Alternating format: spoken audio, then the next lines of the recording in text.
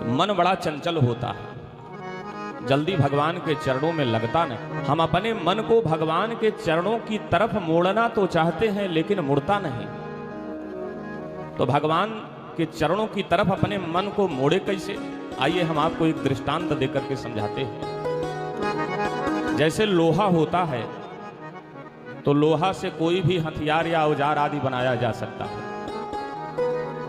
लेकिन जब लोहा ठोस अवस्था में होता है तो उससे कोई भी हथियार या औजार आदि बनाना संभव नहीं है। तो हथियार या औजार आदि बनाने के लिए लोहे को सबसे पहले आग में तपाया जाता है और लगातार ताप देने से लोहा जब गर्म होकर के अत्यंत द्रवीभूत हो जाता है तब उस पर हथौड़े का प्रहार करके मनचाही आकृति दे दी जाती है। जो चाहो सो बना लो, छुरा चाकू बल्लम जो चाहो सो बना लो। इसी प्रकार से यह मन भी लोहे की भांति अत्यंत कठोर है, जल्दी भगवान के चरणों की तरफ मुड़ता नहीं। तो मन को भगवान के चरणों की तरफ मोड़ने के लिए सबसे पहले मन को भी द्रवीभूत करना पड़ेगा। तो मन कैसे द्रवीभूत होगा? बोले भगवान की कथा सुनकर। पहले भगवान की कथा को खूब सुनो, और भगवान की कथा सुन करके जब यह मन अत्यंत द्रवीभूत हो जाए, भगवान को पाने के लिए व्याकुल हो जाए, तब इस मन रूपी लोहे पर विवेक रूपी हथौड़े का प्रहार करके और भगवान के चरणों की तरफ मोड़ देना चाहिए। और एक बात जान लीजिए कि एक बार मन अगर भगवान के चरणों की तरफ मुड़ गया ना, तो फिर ये माया रूपी संसार उसको छोड़ना नहीं पड़ता, स्वतः ही अपने आप छूट जाता है। द्वितीय स्कंध में श्री सुखदेव भगवान राजा परीक्षित से कहते हैं कि तदस्म सारम हृदयम बतेदम यद गृहमाणेर हरिना मुधेयैः अन्न विक्रियेताथ यदा विकारो नेत्रे जलम गात्र रुहे सुहर्ष।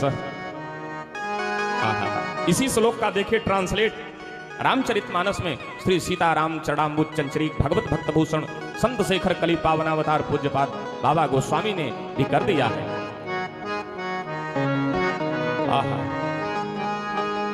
मम गुण गावत पुलक शरीरा, मम गुण गावत पुलक शरीरा, मम गुण गावत पुलक शरीरा, मम गुण गावत पुलक शरीरा, गद गद गिरा नयन बहनीरा, गद गद गिरा नयन बहनीरा, काम आदि मदतम मन जाके, काम आदि मदतम न जाके, ताते निरंतर बस में ताके, ताते निरंतर बस में ताके, मम गुण गावत पुलक शरीरा, गद गद गद गद गद गद गिरा नयन बहनीरा।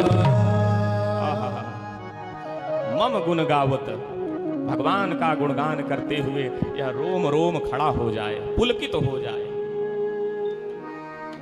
और आंखों से प्रेमाश्रुओं का जल फूट पड़े, वाणी गदगद हो जाए। मन को बस में करने के लिए सबसे पहले 4 बातों का अभ्यास करो। क्या क्या? जितासनो जित श्वासो जित संगो जितेन्द्रियः स्थूले भगवतो रूपे मनः संधारये दिया। सबसे पहले आसन को जीतो। एक आसन में बैठने का प्रयास करो, सुखासन, पद्मासन, वज्रासन, जो आसन आपको अच्छा लगे। जब तक आप आसन को नहीं जीतोगे तब तक बैठोगे तो कहीं घुटने में दर्द होगा, तो कहीं कमर में दर्द होगा, तो कहीं कुछ समस्या, तो मन भटकेगा। मन को बस में करने के लिए सबसे पहले आसन को जीतो। जितासनो जित श्वासो, प्राणायाम का खूब अभ्यास करो, क्योंकि श्वास का संबंध मन से होता है। तो श्वास पर जितना आपका गहरा नियंत्रण होगा, मन भी आपका उतना एकाग्र होगा।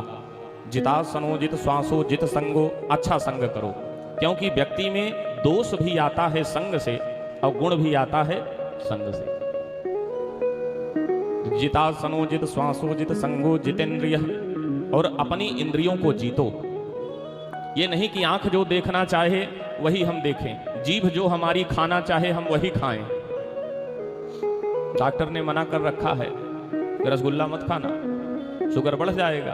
अब बढ़िया गर्मा गर्म देखा, इमरती निकल रही है, रुक गए, खा लिया, तो समस्या खड़ी हो जाएगी। इसलिए इंद्रियों को जीतो। कान हमारे जो सुनना चाहते हैं, इसको मत दो वो चीज। आप जो सुनना चाहते हो वो सुनाओ। आप हो कौन पहले ये जानो। आप परमात्मा के अंश हो, नित्य हो, चैतन्य हो, आपका कभी विनाश होता ही नहीं। आप आत्मा स्वरूप हो। यह भौतिक शरीर तो नष्ट हो जाएगा, लेकिन जो भीतर आत्मा है वो नष्ट नहीं होगी कभी। नैनम छिंदन्ति शस्त्राणि नैनम दहति पावकः न चैनम क्लेदयन्तापोषोष्यति मारुतः। तो मैं निवेदन कर रहा था कि मन को वश में करने के लिए 4 बातों का अभ्यास करो। जितासनो जित श्वासो जित संगो जितेंद्रिय। फिर बोले स्थूले भगवतो रूपे मनः संधारयेद्धिया। फिर अपने मन को भगवान के स्थूल स्वरूप में लगाओ। यहां ध्यान भी 2 प्रकार का बतलाया, एक स्थूल ध्यान, एक सूक्ष्म ध्यान। स्थूल ध्यान वह है कि यह जो कुछ भी अखिल ब्रह्मांड हमें दिखाई दे रहा है, सब में उस परमात्मा का दर्शन करो। जगत में ही जगन्नाथ का दर्शन करो। सिया राम मैं सब जग जानी, करहु प्रणाम जोरि जुग पानी। इसके बाद बताया सुखदेव जी ने राजा परीक्षित को किस कामना से किस देवता की पूजा करनी चाहिए। अगर अन्न की कामना हो तो अदिति माँ की उपासना करो, और अगर परम विद्वान बनना चाहते हो कि मैं परम विद्वान बन जाऊं तो भगवान भोलेनाथ की उपासना करो। जो भोलेनाथ की उपासना करता है वो परम विद्वान बन जाता है। उसकी वाणी को भोलेनाथ अलंकृत कर देते हैं, सजा देते हैं। जो बोलता है फिर वेद वाणी ही बोलता है। अगर दाम्पत्य जीवन सुख में चाहते हो, पति पत्नी में न बनती हो, तो मां भवानी की उपासना करो। विद्या कामस्तु गिरीशम दाम्पत्यार्थम उमाम शतिम। जिससे कोई कामना ना हो, जिसको कोई कामना ही ना हो। बहुत से लोग ऐसे हैं कि हमको तो कोई कामना ही नहीं हो। अच्छी बात है, कोई कामना नहीं है। कामना हो चाहे न हो, जीव को भगवान नारायण की उपासना करनी ही चाहिए।